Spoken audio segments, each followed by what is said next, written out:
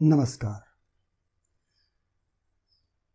हम आज धन की बात करते हैं और धन का गुरु से संबंध, इसकी बात करते हैं। जैसा कि आप लोग जानते होंगे कि हमारी कुंडली का जो द्वितीय भाव है, ये धन भाव भी कहलाता है। ये कुटुंब भाव भी है, धन भाव भी है।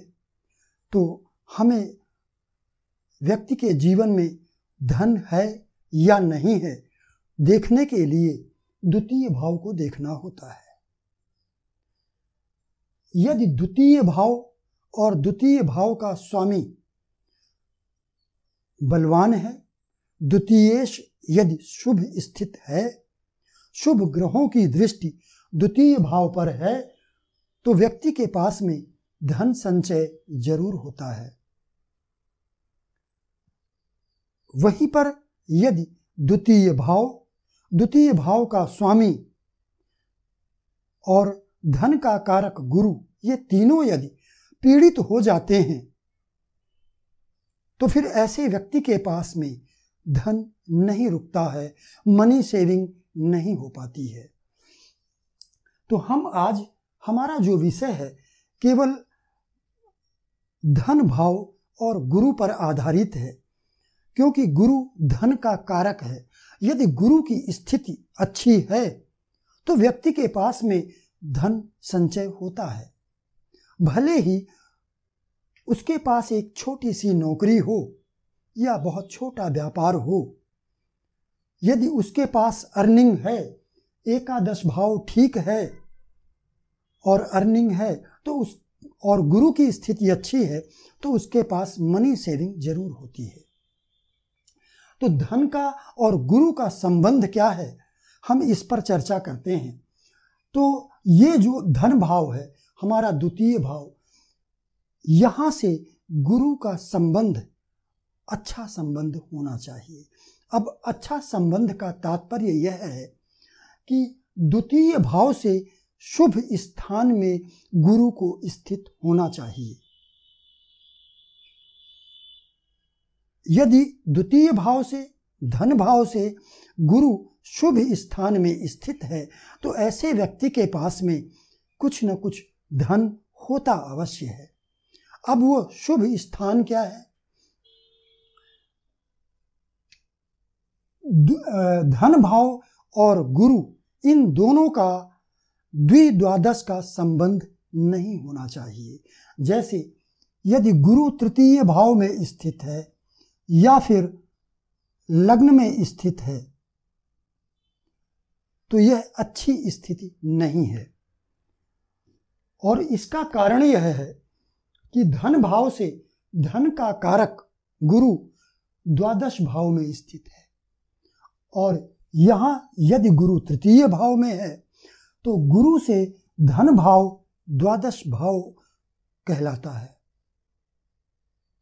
तो यहां पर द्विद्वादश का संबंध बन गया।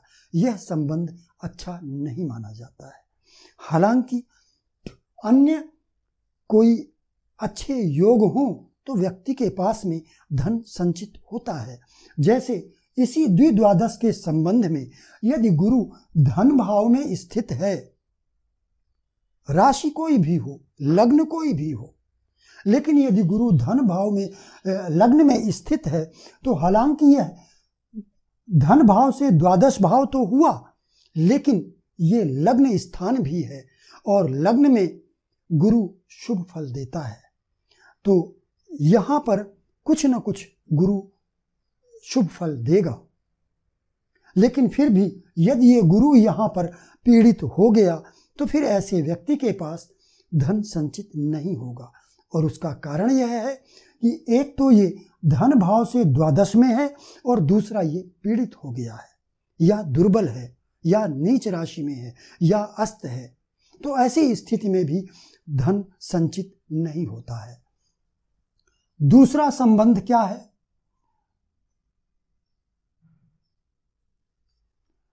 पंचम, धन भाव से यदि गुरु पंचम में और या फिर नवम में है, यह संबंध भी अच्छा संबंध नहीं है। हालांकि आपको लगेगा कि पंचम और नवम ये तो त्रिकोण हो गया। यदि गुरु दशम में स्थित है तो ये नवम धन भाव से नवम भाव हुआ। नवम भाव एक शुभ त्रिकोण भाव कहलाता है। यदि यहाँ से पंचम में स्थित हुआ तो पंचम भाव भी त्रिकोण स्थान कहलाता है। तो आपकी यह बात या यह ऐसा सोचना अच्छा है, ठीक है, किंतु उसका कारण यह है कि यदि गुरु धन भाव से पंचम या नवम में स्थित होगा, यहां से अगर ये नवम में स्थित है तो यहां भी नवम और पंचम का संबंध बन गया, क्योंकि गुरु से धन भाव पंचम में है। यदि गुरु यहां पर स्थित है तो यहां से धन भाव नवम में आ जाता है, तो ये नवम और पंचम रेखांश कहलाता है। तो नवम और पंचम रेखांश में संचय इसलिए नहीं होगा कि ऐसा गुरु धर्म कर्म में धन का व्यय कर देता है, धार्मिक कार्यों में धन का व्यय कर देता है ऐसा व्यक्ति। यदि गुरु धन भाव से पंचम या नवम में स्थित है तो ऐसा व्यक्ति धार्मिक कार्यों में धन खर्च कर देता है और परिवार के लिए कुछ नहीं बचता है।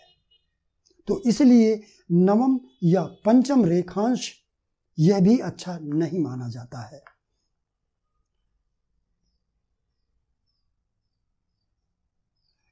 इसके बाद फिर छठा, यदि गुरु धन भाव से छठे भाव में स्थित हो गया या अष्टम में स्थित हो गया,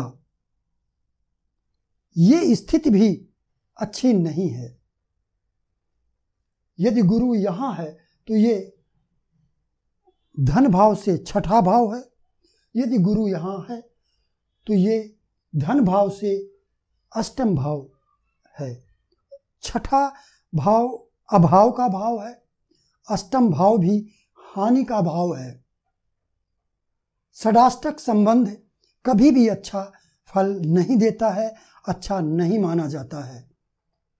तो धन भाव का गुरु से षडाष्टक का संबंध तो बिल्कुल भी नहीं होना चाहिए। सबसे बुरा संबंध यही कहलाता है, षडाष्टक का संबंध। तो षडाष्टक बिल्कुल भी नहीं होना चाहिए। इसके बाद फिर 1 और 7 का संबंध है। यदि गुरु धन भाव से सप्तम स्थान में स्थित है तब भी यह अच्छा नहीं माना जाता है, और अच्छा न मानने का कारण यह है कि गुरु अष्टम भाव में स्थित होगा।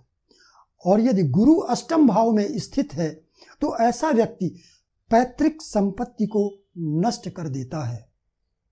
हालांकि आप कहेंगे कि धन के कारक गुरु की दृष्टि धन भाव पर पड़ रही है तो यह अच्छा है। हाँ, बिल्कुल अच्छा है, धन तो आपके पास आएगा, लेकिन पैतृक संपत्ति का नाश होगा। और यदि इस गुरु के साथ कहीं यदि शनि भी स्थित है तो निश्चित रूप से ऐसा व्यक्ति फिर पैतृक संपत्ति को नष्ट कर देता है और अपनी संपत्ति को भी अंत में नष्ट कर देता है, क्योंकि गुरु काल पुरुष की कुंडली में द्वादश भाव का स्वामी बनता है।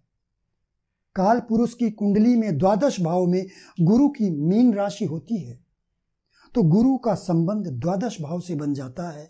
द्वादश भाव हानि का और व्यय का भाव है।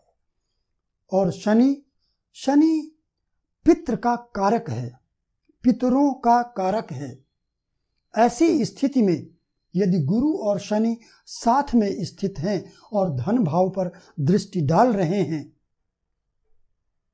तो फिर ऐसे व्यक्ति के पास अंत में, जीवन के अंत में जाकर कुछ भी नहीं बचता है। यदि अन्य बहुत प्रबल और शुभ योग ना हो तो क्योंकि कुंडली केवल एक या दो ग्रहों पर आधारित नहीं होती है, एक या दो ग्रहों पर निर्भर नहीं होती है। यदि यहाँ पर गुरु धन भाव से षडाष्टक के संबंध में है या अष्टम भाव में स्थित है और यह बुरा प्रभाव दे रहा है, लेकिन अन्य कोई प्रबल योग यदि आपकी कुंडली में है, तो फिर अब तक जो मैंने बताया वह निरस्त हो जाएगा। यहां पर मैंने केवल एक ग्रह के बारे में बताया है। तो सबसे अच्छा संबंध फिर क्या है?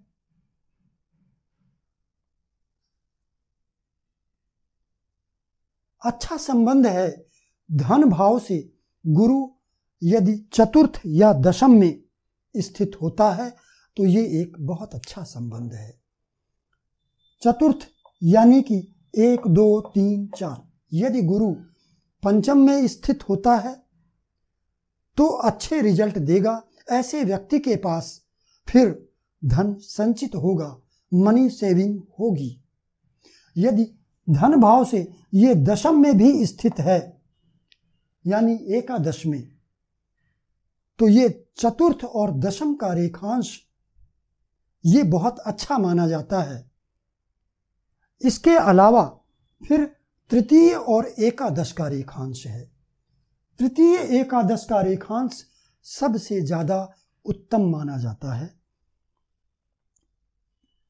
गुरु यदि धन भाव से तृतीय में हो और या फिर धन भाव से एकादश भाव में हो, यहां पर भले ही गुरु द्वादश भाव में आ गया है, लेकिन यहां से इसका संबंध एकादश में है।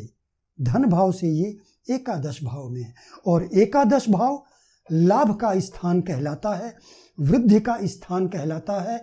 इसलिए यहां पर गुरु यदि स्थित है धन भाव से एकादश में, तो ऐसे व्यक्ति के पास में निश्चित रूप से धन संचय होता है और बहुत अच्छा होता है। अब यदि यहां पर तृतीय में स्थित है तो गुरु से धन भाव एकादश कहलाया। यहां से यदि हम गिनेंगे तो 1 2 3 4 5 6 7 8 9 10 11, ये एकादश भाव कहलाया। ऐसी स्थिति में भी गुरु बहुत अच्छे परिणाम देता है। ऐसे व्यक्ति के पास भी धन संचय बहुत होता है। दूसरी बात यह भी है कि यहाँ पर गुरु चतुर्थ भाव में स्थित है। चतुर्थ भाव धन संपत्ति वैभव का भाव है। तो इस तरह से धन भाव और गुरु का संबंध यदि अच्छा है तो आपके पास धन संचय होता है। तो अच्छा संबंध क्या? धन भाव से तृतीय में हो या चतुर्थ में हो या दशम में हो या एकादश में हो, तो तृतीय चतुर्थ दशम एकादश यदि यहां स्थित है धन भाव से, तो आपके पास धन निश्चित रूप से संचित होगा। नमस्कार।